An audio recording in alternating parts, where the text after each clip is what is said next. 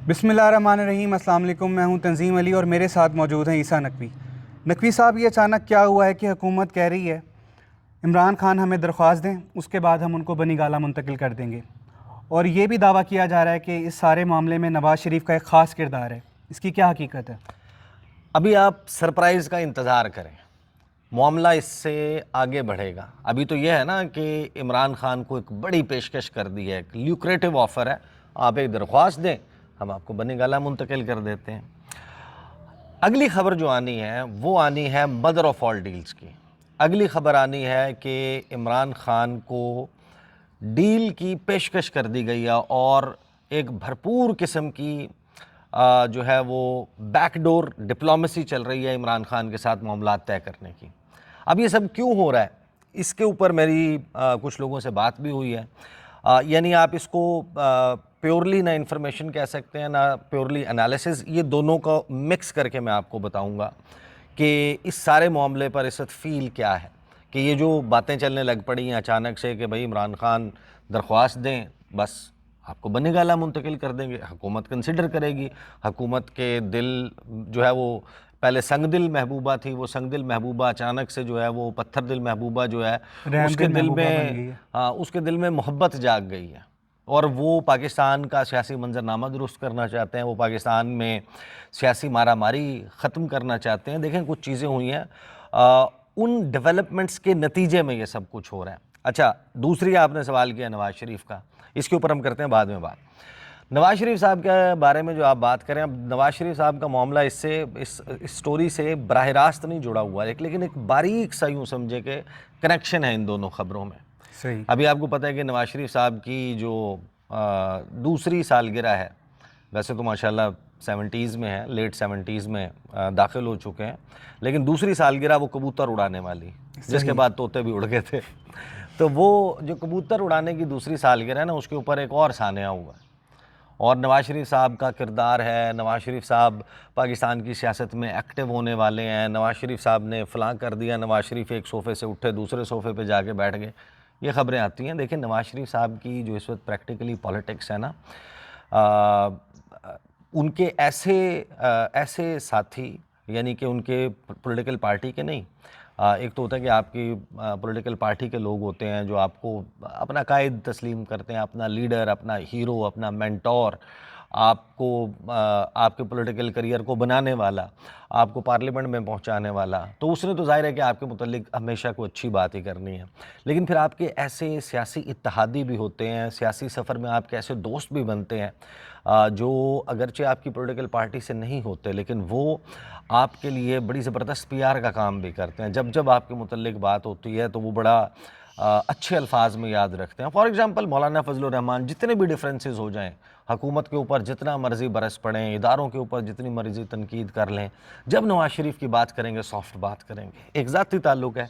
महमूद ख़ान अचकज़ई साहब, एक over a period of time उन्होंने नवाज़ शरीफ साहब के बारे में बड़ी ज़बरदस्त किस्म की गुफ्तगू की है, लेकिन अगर महमूद ख़ान अचकज़ई की अभी आप गुफ्तगू सुन लें, या फिर आप मुस्तफ़ा नवाज़ खोखर की, या जो नवाज़ शरीफ के साथ पहले सियासी हमसफ़र थे उनके, मोहम्मद ज़ुबैर साहब हैं, मिफ्ता इस्माइल हैं, बाकी लोग हैं, उनकी आप गुफ्तगू सुन लें, आप हैरान हो जाते हैं, आप सर पकड़ के बैठ जाते हैं। आप शाहिद खान अब्बासी की गुफ्तगू सुन लें। देखें, प्रैक्टिकली ये कहना कि नवाज़ शरीफ साहब कोई किरदार अदा कर रहे हैं, नवाज़ शरीफ साहब ने कोई ऑपरेशन बुनियान मरसूस का डिज़ाइन तैयार किया था, वो डिज़ाइनर हैं जंग के पाकिस्तान और इंडिया की। नवाज़ शरीफ साहब का इस वक्त पाकिस्तान की सियासत में जो किरदार है ना, वो क्या मिसाल बनती है। आपको पता है कि जब इमरान खान से इसी किस्म की बात हुई थी तो उन्होंने कहा था वो पाकिस्तान की सियासत का 12वां खिलाड़ी है। मुझे तौलिए नहीं, जब वो कोई खिलाड़ी बीमार हो जाता है तो उसकी जगह फील्डिंग दौड़ के जाता है। वो फिर भी इम्पोर्टेंट होती है। आज कल पाकिस्तान की पॉलिटिक्स में मियाँ साहब का जो किरदार है ना, वो आपने मैट्रिक जो है वो अगर आर्ट्स में नहीं किया, साइंस में किया है, तो आपने रियाजी पढ़ी होगी। रियाजी में हमने एक दौर में पढ़ा था, एक चीज़ होती थी थीटा।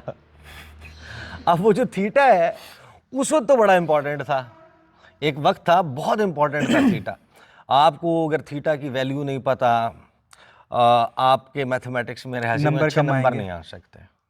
आज प्रैक्टिकल लाइफ में ये जो देखने वाले लोग भी हैं, इनमें से कितने लोग होंगे जिनको पता होगा कि उस थीटा को अपनी लाइफ में, अनलेस कि आप ट्रिग्नोमेट्री کا سبجیکٹ جو ہے اس میں اپنا کریئر پرسو کر رہے ہیں یا آپ اس خاص کام سے ریلیٹڈ ہیں، لیکن ہماری ایوری ڈے لائف میں ہمیں تھی ٹاک یوزلیس ہے. تو میاں صاحب کا اس وقت پاکستان کی پالیٹکس میں کردار تھی ٹاک ہے. یا وہ چاندی کا ورق نہیں ہوتا، چاندی کا وہ جو برفیوں پہ لگتا ہے، ہاں مٹھائیوں پہ لگتا ہے. مٹھائیوں کے اوپر لگاتے ہیں آپ نے کھیر پکائی اس کے اوپر لگا دیں، اچھا اس کا کوئی ذائقہ نہیں ہوتا، اس کی شو شاہ کے علاوہ کوئی امپورٹنس نہیں ہوتی. دیکھیں میاں صاحب اس وقت پاکستان کی پالیٹکس میں کیا کر رہے ہیں. ان کو کہا جاتا ہے بھائی فلاں چیز کے اوپر ووٹ دینا ہے، پہنچو. وہ بڑے تام جھام لاؤ لشکر کے ساتھ اسلام آباد لائے جاتے ہیں. اس سے پہلے وہ ٹھنڈے پہاڑ پہ جا کے بیٹھ جاتے ہیں. جب ووٹنگ کا وقت آتا ہے ان کو کہتے ہیں جناب میاں صاحب آ جاؤ، اور میاں صاحب ووٹ ڈالنے کے لیے پہنچ جاتے ہیں. میاں صاحب کبھی ایک صوفے سے اٹھ کے دوسرے صوفے پہ جا کے بیٹھ جاتے ہیں. میاں صاحب نے بھی حال ہی میں اپنے بڑے تگ و دو کے بعد 2 اپنے لوگوں کو پنجاب میں کابینہ میں شامل کروایا ہے. میاں صاحب جو ہے وہ کوئی اس جو ADCR سیالکوٹ والا معاملہ تھا اس میں تھوڑا بہت ان کا کردار تھا. باقی تو وہ جو پنجاب لاہور میں جو ثقافتی ورثہ ہے اس کے لیے جو لہر اتھارٹی بنائی گئی ہے اس کے وہ پیٹرن ان چیف ہیں، اور بس نارمل کوئی وہ کر لیتے ہیں. پریکٹیکلی نواز شریف صاحب جو ہیں وہ صرف عمل درآمد کے لیے، ربر سٹیمپ کرنے کے لیے ان فیصلوں کو کہ جو آلریڈی چیزیں ڈیسائیڈ ہو جاتی ہیں. تو آپ نواز شریف کا تعلق نہ اسے پیدا کریں. واقعی آپ نواز شریف صاحب کے متعلق آپ کو محمود خان اچکزئی کی جو ہے وہ سنوا دیتا ہوں. اور وہ جو پنجاب کے ایجوکیشن منسٹر ہیں رانا سکندر حیات، انہوں نے ابھی ریسنٹلی کوئی اسکولوں کے بارے میں کچھ ٹویٹس کی تھیں، اس کے اوپر کچھ ندیم افضل چند نے جواب دیے، عمران ریاض خان نے ان کو کچھ ٹویٹس کافی کیے، بحث چل رہی ہے. ایک لمبی بحث چل پڑی اور نواز شریف صاحب کے حلقے کی بات آ گئی. اب نواز شریف صاحب پریکٹیکلی کوئی ایسا کام پاکستان کی سیاست میں نہیں کرنے کا سوچ سکتے کہ جس کے نتیجے میں سچ مچ یاسمین راشد والا حلقہ کھل جائے. وہ جو کٹنگ ہوئے وہ فارم 45 ہیں وہ کہیں دوبارہ سے کھلیں. وہ کھل جائیں، کوئی سامنے آ جائیں. اب آپ یہ سن لیں محمود خان اچکزئی میاں صاحب کے بڑے عرصے تک سیاسی ہمدم اور رفیق، وہ کیا بات کر رہے ہیں. مجھے ایک بات پہ تھوڑا سا دکھ ہے، نواز شریف جیسے آدمی بڑی مشکل سے اسٹیٹمنٹ شپ تک آدمی جب پہنچتا ہے بڑی مشکل سے پہنچتا ہے، اور نواز شریف ان چند افراد میں تھے جو اسٹیٹمنٹ بن گئے تھے. انہوں نے بہترین سلوگن دیا تھا ووٹ کو عزت دو. مجھے دکھ ہوتا ہے، مجھے آج بھی دکھ ہے، اسے اسی رات استعفیٰ کچھ کہے بغیر استعفیٰ دے. جی مجھے اناؤنس کیا گیا کہ میں جیت گیا ہوں، میں آئی ڈونٹ ایکسیپٹ، میں اس میں نہیں آتا. لوگ سمجھ جاتے کہ کچھ ہو رہا ہے. ابھی خیری کو پتہ ہے، تو ان کی بیٹی آگے آ گئی ہے. بیٹی آئے بیٹا آئے. دیکھیں میری بیٹی، میرے گھر والے، میرے بھائی، میرے دوست، اس انداز میں اگر میں جیتوں ان سب کو پتہ ہے، بیٹی کو بھی پتہ ہے، بیٹے کو بھی پتہ ہے، بیوی کو بھی پتہ ہے، خالو کو بھی پتہ ہے، خالہ کو بھی پتہ ہے. کچھ تو شرم حیا کی بات ہوتی ہے. ہم جب لیفٹ رائٹ کرتے ہوئے ویسے پریمیئر گھر گھستے ہیں یا ویسے وزیر داخلہ یا وزیر خارجہ گھر میں گھس جاتے ہیں تو آپ کی بچے ہنستے ہیں کہ بابو اب تو اور گئے تھے، بابا جی آپ کے تو 20,000 ووٹ تھے. اب یہ مقابلے میں جو بچی کڑی تھی یا جو ڈاکٹر صاحبہ تھی، عورت کڑی تھی، اس کے اب ووٹ 30,000 زیادہ تھے. یہ کیسا ہے؟ وائی؟ کیوں؟ تو نواز شریف صاحب کی جو پالیٹکس ہے نا، دیکھیں جس طرح ہم اپنے بچوں پہ نا ایمبارگو لگا دیتے ہیں، پابندی لگا دیتے ہیں کہ یہ گھر کی 4 دیواری کے اندر کھیلنا ہے. مار سڑک پہ گئے کوئی موٹر سائیکل، رکشہ، سائیکل، کوئی تیز اٹھا کے لے رفتار جائے گا. چیز، کوئی اس قسم کا جو ہے وہ کام ہو جائے گا، کوئی چوٹ لگ جائے گی، گر جائے گا، تو آپ اس کے لیے نا ایک پریمیسز مختص کر دیتے ہیں جہاں پر آپ انشور کر لیتے ہیں کہ یہ جگہ محفوظ ہے، یہاں پر اس کو کوئی خطرہ نہیں ہے، اور آپ اس میں اس کو اجازت دے دیتے ہیں. تو میاں صاحب نے یا تو میاں صاحب پہ یہ ایمبارگو لگا یا میاں صاحب نے خود اپنے لیے ایک جو ہے نا وہ ایک محفوظ ایریا بنا لیا ہے. ورنہ میاں صاحب نے اگر پاکستان کی سیاست میں کوئی کردار ادا کرنا ہوتا تو ان کو 28 مئی 2024 میں ان کو بنایا گیا تھا مسلم لیگ نون کا صدر، اور اس کے بعد کہا تھا کہ یہ جناب کوئی بڑا فعال کردار ادا کریں گے. کتنے جلسے کیے ہیں انہوں نے؟ کتنی پبلک ریلیز پبلک گیدرنگز کو انہوں نے خطاب کیا ہے، کتنے انہوں نے میڈیا انٹریکشنز کی ہیں، کتنے انہوں نے لوگوں کو انٹرویوز دیے ہیں، کتنی انہوں نے تنظیمی میٹنگز اٹینڈ کی ہیں، کتنے انہوں نے میاں صاحب نے جناب اپنی تنظیمی معاملات میں لوگوں کو بلا کے ان کو موٹیویٹ کرنے، ایکٹیویٹ کرنے، ان کو کچھ مختلف قسم کے کام اسائن کرنے کا کیا، ایسا کچھ بھی نہیں کیا۔ تو لہٰذا یہ بات کرنا کہ میاں صاحب بس ٹھیک ہے یہ دل پشوری کے لیے آپ کرتے رہیں۔ اب آ جائیں، دیکھیں جو گزشتہ ایک ہفتہ 10 دن میں چیزیں ہوئی ہیں، اس کے بعد اچانک سے آپ یہ دیکھتے ہیں کہ حکومت جو ہے آفرز کرنا شروع ہوتی ہے۔ ابھی آفرز کا سلسلہ کہاں سے شروع ہوا؟ ڈاکٹر طارق فضل چودھری وہ غالباً ہم نیوز کے شو میں تھے، وہاں پر انہوں نے کہا کہ اگر عمران خان صاحب اور یہ سارے ظاہر ہے کہ عمران خان کی رہائی از اے سبجیکٹ لاسٹ سوا دو سال سے، اب جب سے وہ گرفتار ہوئے ہیں ہر ٹاک شو میں ایک نہ ایک سوال ضرور عمران خان کی رہائی کے اوپر ہو جاتا ہے۔ طارق فضل چودھری نے اس کا جواب دیا اور انہوں نے کہا کہ عمران خان درخواست دیں ان کو منتقل کر دیتے ہیں بنی گالہ۔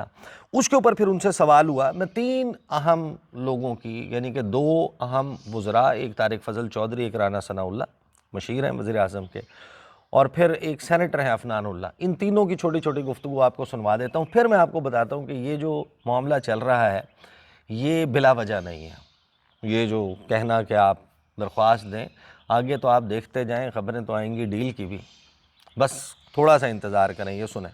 کیا ہے اور کتنی تیزی کے ساتھ لوگوں کو یہاں پہ انصاف فراہم ہو رہا ہے۔ باقی عدلیہ کے حوالے سے 26ویں ترمیم میں جو چینجز کی گئی ہیں وہ ان تمام اصولوں کو، ان تمام ضوابط کو سامنے رکھتے ہوئے کی گئی ہیں کہ جو دنیا کے تمام ممالک میں عدلیہ کے حوالے سے قوانین موجود ہیں، اس لیے کوئی ایسی نئی بات پاکستان میں نہیں ہوئی۔ سر ابھی میری علیمہ خان اور وزیر اعلیٰ کے پی کے سے بات ہوئی اس سلسلے میں کہ آپ نے جو آفر کی تھی، ایک وجہ سے وہ کہہ رہے ہیں کہ عمران خان کو منتقل کرنے کی آفر شاید ان کی ذاتی حیثیت میں ہے کہ آپ کی ذاتی ہے یا حکومت کی ہے، اور دوسرا انہوں نے کہا کہ اس سے قبل تو ہمارے ساتھی شاید خٹک بھی جانا چاہتے تھے لیکن وہ مل نہیں سکے، جب کام ہو نہیں سکتا تو پھر ہم کیسے آفرز پر اعتماد کرتے ہوئے آگے بڑھیں؟ دیکھیے، اگر یہ کہا گیا ہے میری طرف سے کہ اگر پاکستان تحریک انصاف تحریری درخواست دیتی ہے عمران خان کی بنی گالہ منتقلی کے حوالے سے، تو میں نے ذمہ داری سے یہ بات کی ہے، اور جو یہ بات کہہ رہے ہیں کہ یہ سیریس آفر ہے نان سیریس آفر ہے، آپ تحریری درخواست دیں، آپ کو انشاءاللہ تعالیٰ اس آفر کی سنجیدگی کا پتہ چل جائے گا۔ Thank you. آپ تحریری اچھا، ابھی انہوں نے آفر یہ بھی کی تھی حامد میر کے شو میں بیٹھ کر کہ شاہد خٹک جو ہیں وہ چلے جائیں، ان کی ملاقات کروا دیتے ہیں۔ شاہد خٹک نے جناب فون کیا نعیم پنجھوتا کو اور باقی لوگوں کو کہ لسٹ کیونکہ فائنل ہو چکی تھی، انہوں نے کہا نہیں اب فلاں فلاں بندے کا نام نکلوائیں، میرا نام ڈالیں، کیونکہ مجھے تو گورنمنٹ کی طرف سے، گورنمنٹ کے منسٹر کی طرف سے یہ کہا گیا ہے کہ آپ کی کل ملاقات ہو جائے گی، ایشورنس دی گئی ہے۔ اسی طرح کی ایک ایشورنس جو ہے وہ وزیر دفاع خواجہ آصف نے علینا شگری صاحبہ کو دی تھی۔ ملاقات تو کسی کی نہیں ہو پائی، تو لوگ کوشچن یہ کر رہے ہیں کہ بھائی آپ تو ملاقات نہیں کروا سکتے۔ وزیر اعظم نے ہدایت کر دی، ابھی خبر آئی تھی کہ وزیر اعظم نے حذیفہ رحمان نے کہا کہ ہدایت کر دی ہے کہ ملاقات کروا دیں سہیل آفریدی کی، تو آپ تو ملاقات فیسیلیٹیٹ نہیں کر سکتے۔ کچھ آئیے آپ یہ کہہ رہے ہیں کہ آپ درخواست دیں اور درخواست کے نتیجے میں آپ دیکھیں کہ آپ کو بنی گالہ منتقل کر دیں گے۔ اس کے اوپر پھر ظاہر ہے کہ انہوں نے کہا کہ پتہ چل جائے گا، آپ درخواست دیں کہ میری آفر کتنی سنجیدہ ہے، اور انہوں نے کہا کہ یہ میں نے اپنی ذاتی رائے نہیں دی، آفیشیل کیپیسٹی میں بات کی ہے۔ پھر رانا ثناء اللہ نے اس کے اوپر لب گشائی کی، یہ سنیں۔ کیا پی ٹی آئی درخواست کرے اگر کہ عمران خان کو بنی گالہ یا لاہور زمان پارک میں آپ ہاؤس ریسٹ کر دیں تو آپ کنسیڈر کریں گے؟ دیکھیں یہ کنسیڈریشن تو ہونی ہے عدالت میں، کیونکہ ہی از ان جوڈیشل کسٹڈی، ہی از کنوکٹ، تو اگر وہ عدالت میں درخواست دیں تو گورنمنٹ وہاں پہ کیا موقف اختیار کرتی ہے، وہ موقف تو کیبنٹ سے اپروو ہو کے ہی آپ کی ذاتی رائے کیا ہوگا۔ لیکن میری ذاتی رائے یہ ہے کہ اگر وہ یہ اپلیکیشن دیں تو گورنمنٹ کو اس کے اوپر اعتراض نہیں کرنا چاہیے۔ نہیں کر۔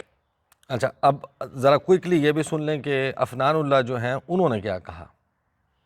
یہ اگر واقعی چاہتے ہیں کہ ان کا لیڈر بنی گالہ منتقل ہو جائے اور اس کو سب جیل قرار دی جائے اور وہ وہاں پہ رہیں، اپنی جو ان کی رہ گئی ہے ٹرم پنشمنٹ کی وہ ادھر کمپلیٹ کریں، تو اس کی اپلیکیشن یہ کورٹ میں دے دیں، اس کے بعد حکومت جو ہے وہ معاملہ کابینہ میں لے جائے گی اور پھر فیصلہ کرے گی۔ میری ذاتی رائے تو یہی ہے کہ اس کے اندر جو بھی کورٹ فیصلہ کرے وہ ٹھیک ہے، کورٹ کے حساب سے چلنا چاہیے، لیکن اگر وہ دے دیں ڈائریکٹ، اور پھر مجھے یہ لگ رہا ہے، میرا تجزیہ ہے کہ حکومت اس کو جو ہے وہ پازیٹیولی دیکھے گی، پرابلم نہیں ہو جائے گی گورنمنٹ کے لیے، پھر بنی گالہ میں تم کو ایکسس بھی ہوگا، پھر تو روزانہ بیانات آئیں گے، بڑا مسئلہ نہیں ہو جائے گا آپ لوگ کے لیے اپنا میں۔ لیکن بات یہ ہے کہ اگر ملک کے اندر سیاسی حالات بہتر کرنا چاہتے ہیں یہ لوگ، تو ہم بھی چاہتے ہیں کہ ملک کے اندر سیاسی حالات بہتر ہوں۔ اب یہ پرفیکٹ ٹیکسٹ بک ایگزامپل بن چکی ہے، یعنی کہ یہ جو ان کا وتیرہ ہے، طریقہ کار رہا ہے، اس کے اوپر عمل درآمد ہو رہا ہے. اگلی خبر آپ کو سمجھ آئے گی, اب آپ کو جلد سننے کو ملے گی کہ عمران خان کو ڈیل آفر کر دی گئی ہے, عمران خان کے ساتھ بیک ڈور رابطے کیے جا رہے ہیں. بہت مخصوص قسم کے صحافی جو ہیں جو عمران خان کو بہت ڈس لائک کرتے ہیں, ان کے سٹائل آف پالیٹکس سے ڈس ایگری کرتے ہیں اور موجودہ حکومت کے ساتھ کھڑے ہیں, موجودہ حکومت کے ہر ایکشن کے ساتھ کھڑے ہیں. ان کو اس بات سے فرق نہیں پڑتا کہ فارم 45-47 کا کیا مسئلہ ہے, جمہوریت کیا ہوتی ہے, اخلاقیات کیا ہیں, آئینی کیا چیز ہے, آئینی اقدار کیا ہے, اخلاقی کیا اقدار ہے. پسند ناپسند کا چکر ہے ان کا بالکل اس وقت جو ہے وہ مکمل طور پر وہ بیک کر رہے ہیں ہر اس اقدام کو جو موجودہ حکومت کر رہی ہے. اچانک سے وہ آپ کو کہنا, وہ عمران خان کی پہلے تعریفیں کرنا شروع کریں گے. وہ یہ کہیں گے کہ دیکھیں عمران خان کچھ بھی ہو, جیل تو بڑی بہادری سے کاٹ رہا ہے, اتنی دلیری سے, یہ تو ماننا پڑے گا کہ آج تک عمران خان جیسی جیل تو کسی نے نہیں کاٹی.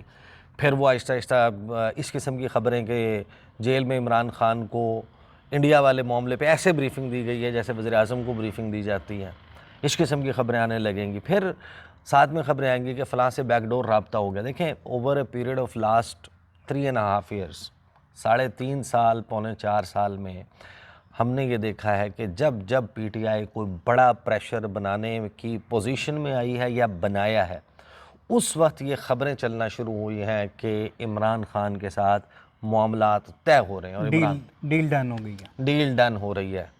اور یہ کہ عمران خان فلاں تاریخ تک رہا ہو جائیں گے, عمران خان جو ہیں وہ عید کی نماز گھر میں ادا کریں گے, عمران خان کو بنی گالہ منتقل کر دیا جائے گا, عمران خان کے کیسز جو ہیں وہ لگنا, کوئی نہ کوئی ایسی ڈیولپمنٹ ہو جاتی ہے, یہ خبریں آنا شروع ہو جاتی ہیں. اور اس کے پیچھے کیا ہوتا ہے دیکھیں, نومبر کی اب کچھ تفصیلات میں دیکھ رہا تھا کہ شیر افضل مروت نے اپنے انٹرویو میں شیئر کی ہیں.